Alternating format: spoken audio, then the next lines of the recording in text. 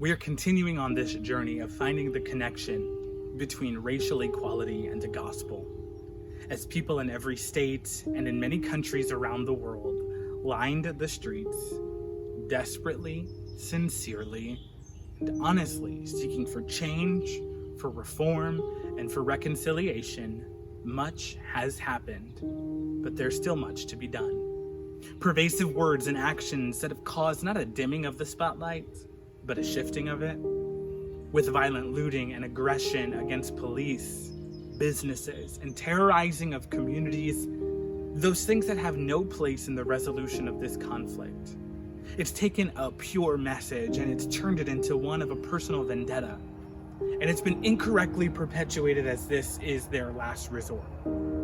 But I wonder if we can be a people, not a political party, but a people that look at this issue for what it is. Then in its purest, sincerest form, Black Lives Matter is a statement. It doesn't have to mean that someone is aligning with this organization. It could just be a statement that is a reference to a matter of fact. It could just be a statement that wants to bring to light a forgotten or neglected truth.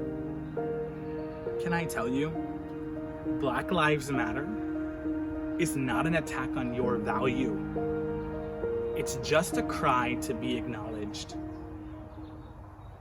And it's easy for us to look at the events of recent weeks and to say, that doesn't happen within the Black communities, that Black on Black crime is high, that the percentage of patients at Planned Parenthood, the percentage of them being Black, it's disproportionately high. So they don't value themselves. Why should we value them? But I wonder where the gospel would meet with this issue. I wonder where the gospel would intersect within this context. And I think a good story to go to would be a story that's become a well-known story within the Bible, and it's a story that Jesus told in Luke 15. As Jesus tells this story, he breaks it up into 3 parts, and in the third part, he tells about a father who has 2 sons. And the younger son goes and he lives his life. That's a part of the story that's well known, but a part that isn't really focused on is the story of the other son, of the older brother, who when he comes and he hears about the celebration, and when he hears about all the goings on that is happening at home, he stays outside with his arms crossed and he's angry and he won't come in, to the point where the father has to come out to him.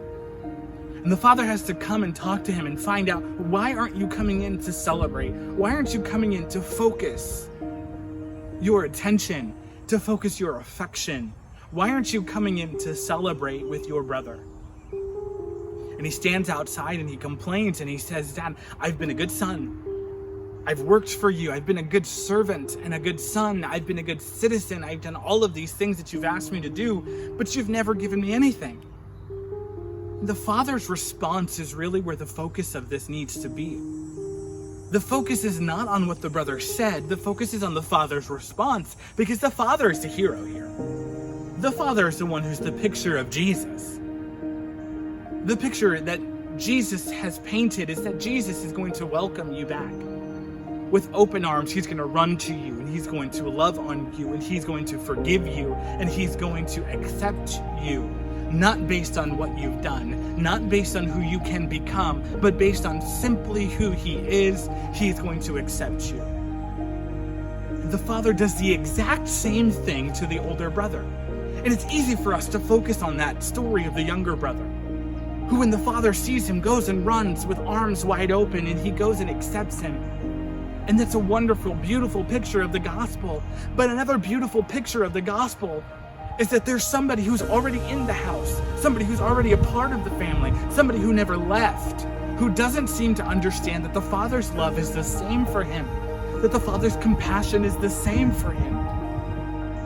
That even though the focus is on this brother right now, it doesn't mean that I love you any less. It doesn't mean that I value you any less. Your value doesn't come from what your brother thinks of you. Your value doesn't come from what you do for me out in the field. Your value comes from what I say about you. And what Jesus says about you is that you matter. And that saying that Black Lives Matter means that you no longer matter or you don't matter as much, that goes against what the gospel says, that goes against what Jesus is teaching, that goes against what Jesus lived. With arms wide open, he's welcoming you, saying, yes, you matter. And you can matter and he can matter. It doesn't have to be that he matters and so you matter less. It doesn't have to be that I value him, so I value you less. It doesn't have to be a political thing. It doesn't have to be this administrative, by the book thing. It's about love. It's about mercy. It's about compassion. It's about acceptance. It's about grace. And the Father finishes this story in his plea to his Son by saying, you are always with me. Everything I have is yours. We're focusing on your brother right now. And it doesn't really say whether or not the older brother came in and joined the celebration. It doesn't say that he stayed outside either. We don't really know what happened. And so now, for us to learn how to live, I wonder, will you come inside? Will you join in? Or will you stand outside and be that person that says, well, the brother deserved it? That's what he chose when he took that money and he left. And that's the life that he chose to lead. And he wasted it, and he spent it, and he lost it, and he ended up with nothing. And so then he comes back and the Father accepts him. That is the life that he chose. Everything that he got, he deserved. So I think he should be treated as such, because he's chosen that life for himself. But the Father's response, and what Jesus is responding and pleading with you, is that it's not about the things that you've done. Is that the acceptance of you is not based on what you had done. The Father did not ignore what the Son had done, but he said that is not a factor in whether or not I accept you. That is not a factor in whether or not I value you.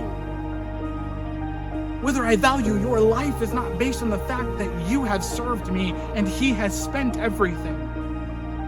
I value his life because he is my Son, made in my image. And I value your life because you are my Son, made in my image. And that's where the focus needs to be.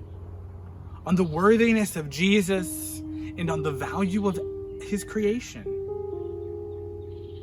Not based only on what they've done. We're not excusing it. But that is not a reason not to value them. And this is where the gospel would meet with racial equality. This is where the gospel would intersect.